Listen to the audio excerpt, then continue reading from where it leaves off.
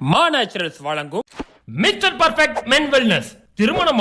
திருமணம் ஆகக்கூடிய அனைத்து ஆண்களின் இல்லற பிரச்சனைக்கும் ஒரே தீர்வு.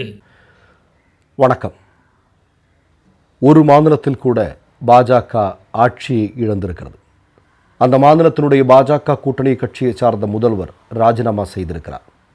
யாருன்னு நமக்கு தெரியும், எந்த மாநிலம் அப்படிங்கிறது தெரியும், சிறு பிள்ளைகளுக்கு கூட தெரியும். மணிப்பூர் மாநிலத்தை சார்ந்த பாஜக கூட்டணி கட்சியை சார்ந்த பைரோன் சிங் முதலமைச்சர் பதவியை ராஜினாமா செய்திருக்கிறார்.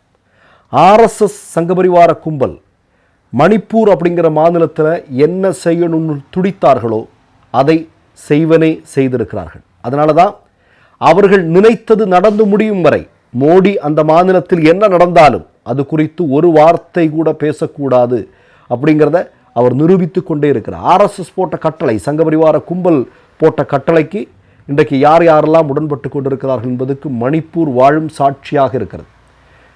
இதோ இன்னைக்கு முடிச்சிருவோம் கலவரத்தை, இதோ நாளைக்கு முடிச்சிருவோம், இதோ 3 மாதத்தில் முடிச்சிருவோம், இதோ 1 வருஷத்தில் முடிச்சிருவோம், 2 வருஷத்தில் முடிச்சிருவோன்னு வடை சுட்டுட்டு இருந்த அமித்ஷாவை காணோம். அமித்ஷா எங்கே இருக்காருன்னே தெரியல இல்லையா? ஆனால் இப்போ பைரோன் சிங் என்ன சொல்லியிருக்கிறார், ராஜினாமா செய்துட்டு என்ன சொல்லியிருக்கிறார் அப்படின்னா,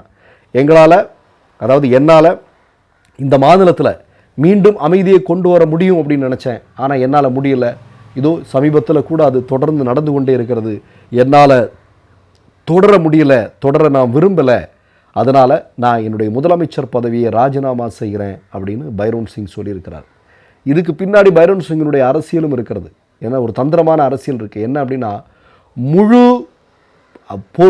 இந்த மாதிரி சம்பவம் நடந்ததுக்கு முழு முதற் காரணம் பைரோன் சிங் என்கிற முதல்வர் தான் அப்படின்னு இதை சுருக்கி ஒரு திரைக்கதை வடிவமாக்கி ஆர்எஸ்எஸ் நாளைக்கு செயல்படுவதற்கான வாய்ப்புண்டு. அது அவருக்கு தெரியும். அதனால தான் அவர் என்ன பண்ணுறார் அப்படின்னா, ஆர்எஸ்எஸ் சொல்வதை கேட்டால், மோடி சொல்லும்படி கேட்டு நடந்தால் இங்கே மிகப்பெரிய ஆபத்து இருக்கிறது, என்னுடைய கட்சியே இல்லாமல் ஆயிரும், அதனால் நம்ம ராஜினாமா செஞ்சிருவோம், இனி நடக்கக்கூடிய விஷயங்களுக்கு யார் பொறுப்பு அப்படிங்கிறத அது பாஜகவே பொறுப்பேற்றுக்கிற மாதிரி ஆகிடும் அப்படிங்கிறது அவருக்கு தெரியும். ஏன்னா அதுதான் நடக்க போகுது.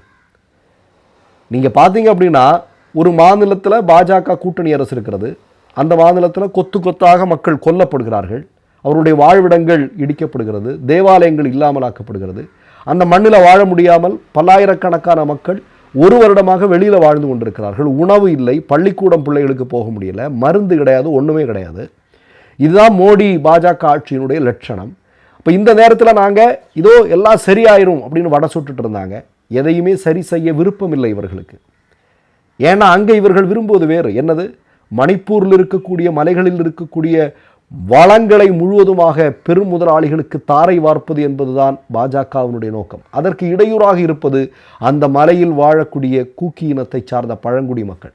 அப்போ அந்த நிலத்தில் உனக்கும் பங்கிட்டு கொள்ளலாம் அப்படின்னு மீதி இன மக்களுக்கு ஒரு புது செய்தியை இவங்க கொண்டு வராங்க. கலவரம் வெடிக்குது, நினச்சது நடந்துருச்சப்பா, இந்த கூக்கி இன மக்கள் எல்லாம் இன்றைக்கி எங்கேயோ இருக்கிறான், மலை காலியாக இருக்குது, இனி மெய்தி இன மக்கள் அது நம்ம சொல்கிறது தான் கேட்பான், நமக்கு அப்போ இனிமேலாக அதானி அம்பானியை கொண்டு வந்து நீ எவ்வளோ வேணாலும் கொள்ளையடிச்சிட்டு போ, அந்த மாநிலத்தையே நாசமாக்கிடலாம், ஒன்றும் பிரச்சனை இல்லை.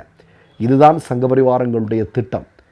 இன்னைக்காவது ராஜினாமா செய்ததன் மூலம் பிழைத்திருக்கிறார் பைரோன் சிங். இல்லைனா இங்கே நடந்து கொண்டிருக்கக்கூடிய முழு சம்பவத்திற்கு முழு பொறுப்பையும் அவர் தான் ஏற்றுட்ருக்கிறோம். நான் மீண்டும் மீண்டும் சொல்கிறேன், பாஜக ஆட்சி நடக்கக்கூடிய மாநிலங்களுடைய லட்சணம் இதுதான். உத்தரப்பிரதேசத்தில் என்னங்க நடந்துட்டுருக்கு? கும்பமேளாவில் என்னங்க நடந்துட்டுருக்கு? அயோத்தியில் சில தினங்களுக்கு முன்பு இல்லையா, கால்வாயில் கண்டெடுக்கப்பட்ட தலித் பெண், என்ன சம்பவங்க நடக்குது? கொஞ்சம் யோசிச்சு பாருங்கள். இவங்க ஆட்சி செய்யக்கூடிய மாநிலங்களுடைய லட்சணம்ங்கிறது இதுதான் பாஜக ஆட்சி, இதுதான் குஜராத் மாடல்.